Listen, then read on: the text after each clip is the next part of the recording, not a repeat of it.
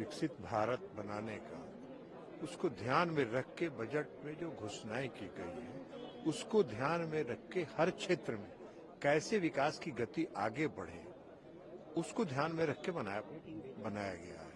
रोजगार सृजन का भी है, पर्याप्त ध्यान रखा गया है। जो मध्यम वर्ग के लोग हैं उनका भी पर्याप्त ध्यान रखा गया है। तो सबों के हित में ये बजट है और हम समझते हैं कि बहुत लंबे समय के बाद इतना अच्छा बजट पेश हुआ।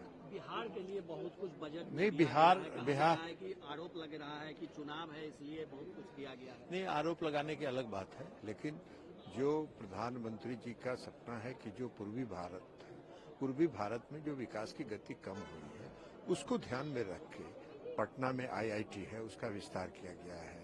मखाना जो पूरे उत्तर बिहार का जो सबसे बड़ा उत्पाद है, जो आज पूरे दुनिया में सबसे प्रचलित है, उसके उन्नति के लिए मखाना बोर्ड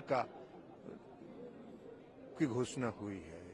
उसके अलावा फूड प्रोसेसिंग के यूनिट का वहां हुआ है जिसको ट्रेनिंग दिया जाएगा।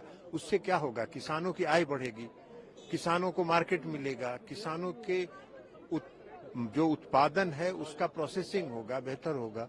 तो इसलिए इसका लाभ तो मिलेगा। तो इसमें कौन खास बात है? बिहार इस देश का अंग है कि नहीं है? अब जो बोल रहे हैं उनका तो बात छोड़ दीजिए, उनको तो वो यही काम है। दूसरी तरफ हवाई अड्डा क्या हुआ है, ग्रीनफील्ड हवाई अड्डा का निर्माण होगा बिहटा और पटना के अलावा। इसमें कौन खास बात है? इसके अलावा मेरे मंत्रालय में भी आज हम लोग 60,000 करोड़ रुपए का निर्यात करते हैं। अब 60,000 करोड़ रुपए के निर्यात, उसमें निर्यात को बढ़ाने का काफी स्कोप है। उसको ध्यान में रखते हुए जो EEZ एक्सक्लूसिव इकोनॉमिक जोन जो समुद्र का इलाका है वहां से लेके हाई सी तक फिशिंग की सुविधा इंफ्रास्ट्रक्चर को डेवलप करने की घोषणा हुई है। उसमें विशेष तौर पर अंडमान निकोबार द्वीप समूह और लक्षद्वीप द्वीप समूह को दोनों को ध्यान में रख के किया गया है। अब अंडमान निकोबार और लक्षद्वीप में फिशिंग होने से हमारा जो निर्यात है वो एक दोगुना हो जाएगा। आज हम 60,000 करोड़ का है, हम 1 लाख करोड़ से ज्यादा पार कर सकते हैं।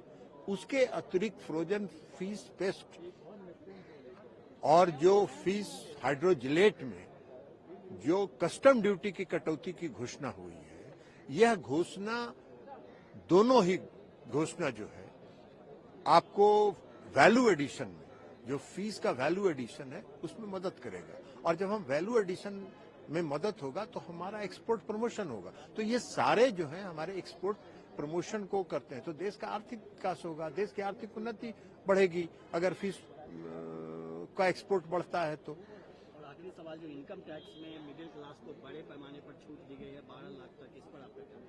देखिए, इससे बड़ा कोई हो ही नहीं सकता। किसी सर सोचा भी नहीं होगा, किसी ने कल्पना भी नहीं किया होगा कि सीधे 7 लाख से 12 लाख पर इनकम टैक्स का छूट मिलेगा। और उसके बाद जो स्ट्रक्चर, जो स्लैब स्ट्रक्चर जो उन्होंने घोषित किया है वो एकदम बहुत ही